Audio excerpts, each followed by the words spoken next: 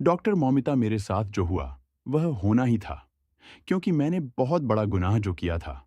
अब मैं हार गई हूँ, थक गई हूँ। अब मुझे नहीं लगता कि मुझे इंसाफ मिलेगा। मेरी आपसे यानी जनता से सिर्फ एक रिक्वेस्ट है कि प्लीज मेरी कहानी को एक बार जरूर सुन लीजिए। जो उस रात घटना हुई थी, फिर आप लोग न्याय करना, आप लोग तय करना कि आखिर गुनहगार कौन है और उस रात आखिर मेरे साथ क्या हुआ था, क्योंकि मुझे अब सरकार पर भरोसा नहीं है। 9 अगस्त की वो रात के वह 40 मिनट जो मुझे दर्द हुआ था, मैं आपको उस दर्द को महसूस करवाना चाहती हूँ, क्योंकि बहुत सी बातें छुपाई जा रही हैं, बहुत से लोगों को बचाया जा रहा है। मैं उस रात की पूरी कहानी आपको बताती हूँ, तब आप खुद इंसाफ करना कि सच्चाई क्या है। लेकिन उससे पहले आपको मेरे साथ 10 महीने पीछे जाना पड़ेगा, जब मुझे पहली बार पता चला कि हॉस्पिटल में दवाइयों की कालाबाजारी हो रही है और उसमें सारे बड़े डॉक्टर सुपरिटेंडेंट बहुत सारा पैसा कमा रहे थे। संजय रॉय के जरिए वो मरीजों के घर वालों से पैसे लूट रहे थे। हजारों दवाइयां आती थीं, लेकिन मरीजों को बाहर की दवाइयां लिख दी जाती थीं। हजारों बार मेरी आंखों के सामने बहुत से मरीज उनकी लापरवाही के चलती अपनी जान से हाथ धो बैठे थे।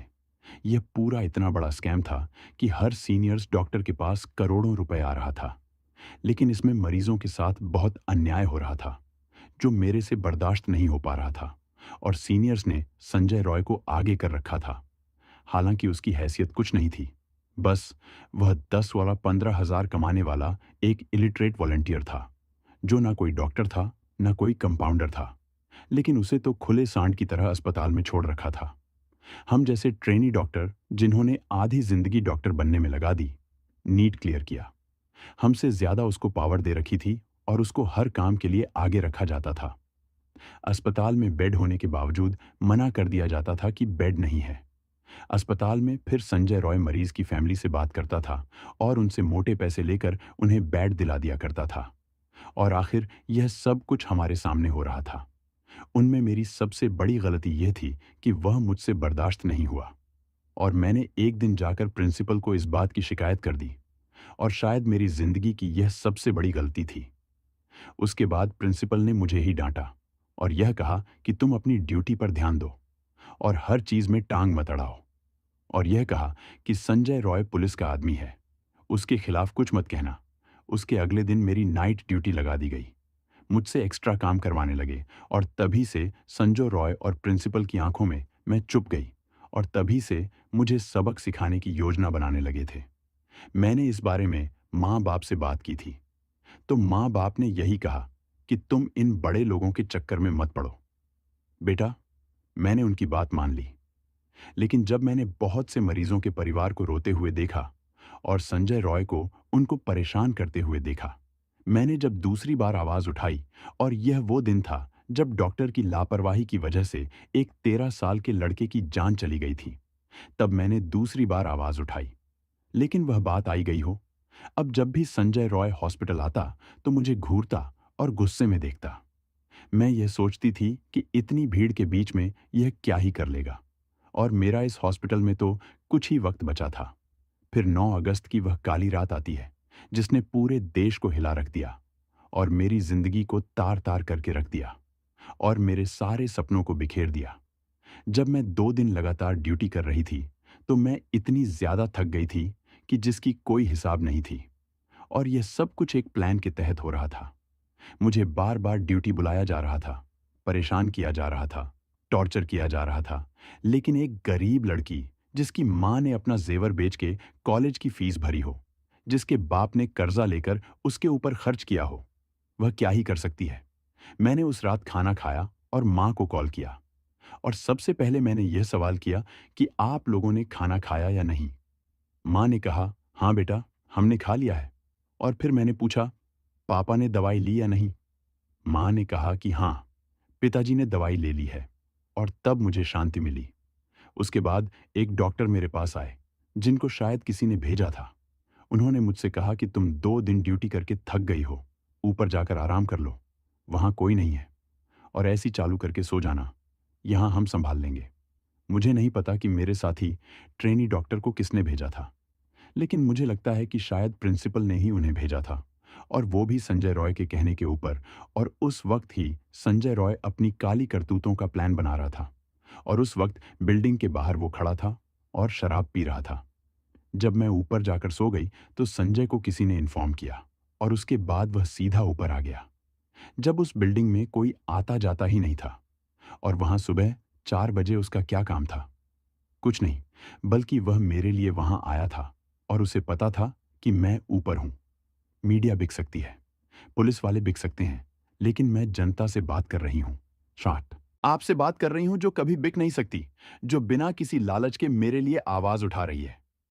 उस दिन Sanjay Roy red light area तो गया, लेकिन वहां उसने कुछ भी नहीं किया। आखिर क्यों? क्योंकि इस बार उसकी शिकार मैं थी। उस रात वह ऐसी पोर्न मूवी देख रहा था जिसमें क्रूरता थी, जिसमें दरिंदगी थी। मीडिया और पुलिस कुछ और कहानियां बना रही हैं। और अब तो यह कहा जा रहा है कि 161 ग्राम सीमन अकेले संजय रॉय का था और वह उस रात अकेला था। ये सब लोग किसको बचाने की कोशिश कर रहे हैं? अब जब संजय रॉय सेमिनार हॉल में आया, जब उसने मुझे देखा तो काफी देर तक घूरता रहा। उसके बाद में वह मेरे करीब आया और मुझे बिल्कुल भी पता नहीं था कि मेरे पास मेरी बर्बादी खड़ी है। उसने सबसे पहले मेरे पैरों पर हाथ लगाया, फिर ऊपर ले जाते हुए जब उसने सीने पर हाथ लगाया तो मेरी आंखें खुल गईं। मुझे नहीं पता था वह कितनी देर से वह सब कुछ कर रहा था। जैसे ही मेरी आंख खुली, मैंने जोर से चिल्लाया, क्योंकि मैं उसे देखते ही समझ गई थी। वे नशे में धुत भेड़िया बनकर आया था। और उस वक्त में मैंने बाहर की तरफ से किसी की आवाज सुनी कि शायद कोई बाहर खड़ा है और ध्यान रख रहा है ताकि कोई मेरी मदद करने ना आ सके। सबसे पहले उसने मेरे कपड़े फाड़ने शुरू किए। मैं 2 दिन की थकी हुई थी, इसलिए मुझ में ज्यादा ताकत भी नहीं थी, पर फिर भी मैंने अपनी पूरी ताकत लगा दी, अब अपने आप को बचाने की। और जब संजय मुझ पर काबू नहीं पा रहा था, तो उसने मेरा सर दीवार पर मार दिया। उसमें मेरा चश्मा टूट गया और उसके टुकड़े मेरी आंखों के अंदर चले गए। उसके बाद भी मैं उससे मुकाबला कर रही थी। मुझे ठीक से कुछ दिखाई भी नहीं दे रहा था। उसके बाद उसने मुझ पर काबू पाने के लिए मेरे चेहरे के ऊपर मुक्के मारने शुरू कर दिए, जिससे मेरी आंखें फूट गईं और मुझे दिखना बंद हो गया। वो दर्द ऐसा था जैसे कोई कसाई जानवर को छील रहा हो। वे मुझ पर अकेला काबू नहीं पा रहा था। उसके बाद में करीब 5 से 7 लोग वहां आए, लेकिन मुझे कुछ भी नहीं दिखाई दे रहा था कि वो कौन लोग हैं। मेरी आंखों से खून बह रहा था, नाक से खून बह रहा था, मुंह से खून बह रहा था। मेरे होंठ फट गए थे, लेकिन मैं फिर भी संघर्ष कर रही थी। उस वक्त मेरी आंखों के सामने 2 तस्वीरें थीं, एक मेरी माँ और एक पापा की। उस वक्त में मैं यह सोच रही थी, जब उनको मेरे हाल का पता चलेगा तो उन पर क्या गुजरेगी।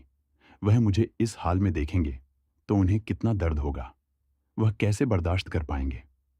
उनके तो सारे सपने ही टूट जाएंगे। या मैं हाथों से संघर्ष कर रही थी और मेरे दिमाग में कुछ अलग संघर्ष चल रहा था कि मैंने माँ बाप से वादा किया था, आप लोगों के लिए ऐसा घर बनवाऊंगी, मैं तुम्हें सारी खुशियां दूंगी। मैंने माँ बाप को बहुत सारे सपने दिखाए थे। उन सपनों का क्या होगा? अब मेरे माँ बाप को इस उम्र में कौन संभालेगा? उनके सारे सपनों पर पानी फिर जाएगा। मेरी तकलीफ उस वक्त में डबल हो गई थी। अब संजय रॉय का हाथ मेरे गर्दन पर था और उसने इतनी जोर से दबाया कि मेरे गले की हड्डी टूट गई थी। वह मुझे इस तरीके से पीट रहा था जैसे क्रिमिनल को पुलिस वाले मारते हैं। उसने मेरे बदन को नोच दिया था। मैं जब थक गई, हार गई, तो मैं उससे भीख मांग रही थी, अपनी जिंदगी की। मैंने संजय को यह भी कहा कि मेरे माँ बाप मर जाएंगे, उनका कोई नहीं है इस दुनिया में। लेकिन वह इंसान नहीं था, वह भेड़िया था। वह इंसान की शक्ल में राक्षस था। उसने मेरे दोनों हाथों की उंगलियों के नाखून तक को जख्मी कर दिया था। शायद वह मुझसे बदला ले रहा था।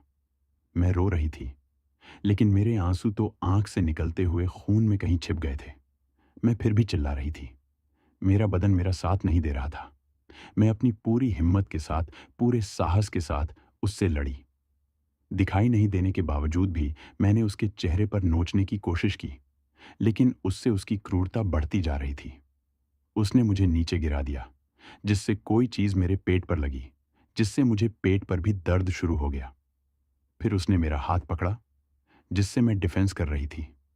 उसने मेरे दाएं हाथ की रिंग फिंगर भी तोड़ दी थी। मुझे बहुत ज़्यादा तकलीफ हो रही थी।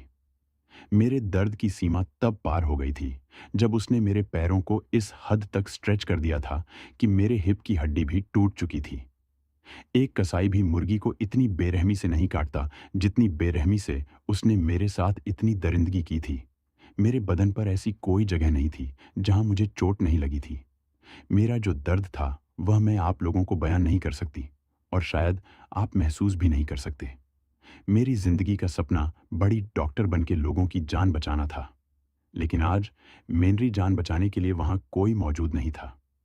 कसूर सिर्फ संजय रॉय का ही नहीं, बल्कि उन माँओं का भी है जिन्होंने ऐसे बेटे को जन्म दिया।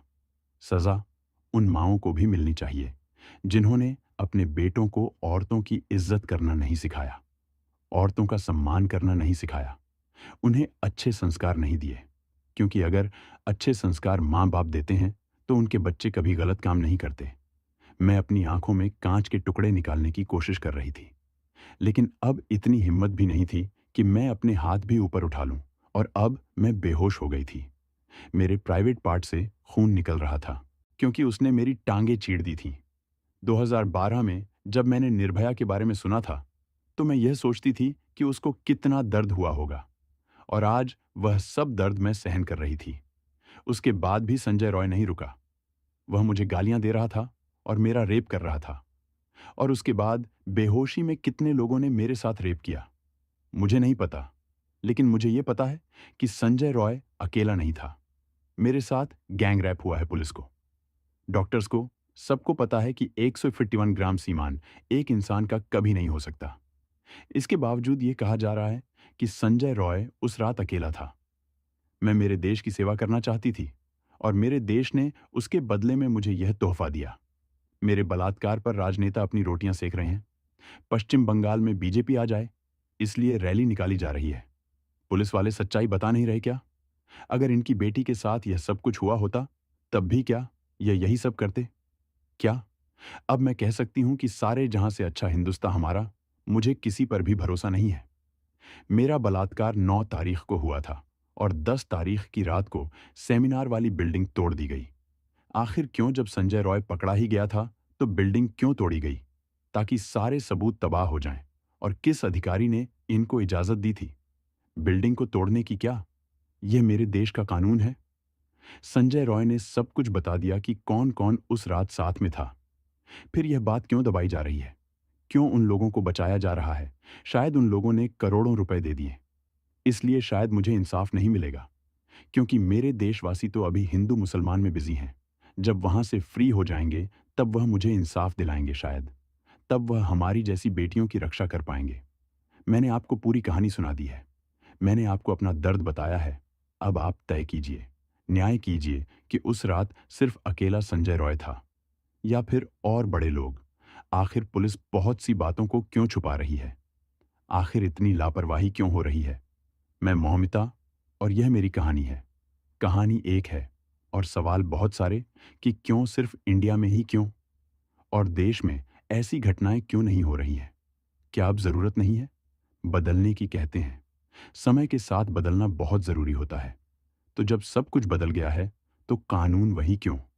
कानून में बदलाव क्यों नहीं आते? करीब 74 साल हो गए संविधान को। 1950 से अब तक बहुत कुछ बदला है, और क्राइम रेट तो हद से ज्यादा बढ़ गया है। ऐसा कोई अखबार खाली नहीं जाता जिस दिन मेरी जैसी बेटी इस क्रूरता का शिकार नहीं बनती। और ऐसे क्राइम्स कि जानवरों को इनके सामने लाया जाए, शायद जानवरों को भी इनके सामने शर्म आ जाए।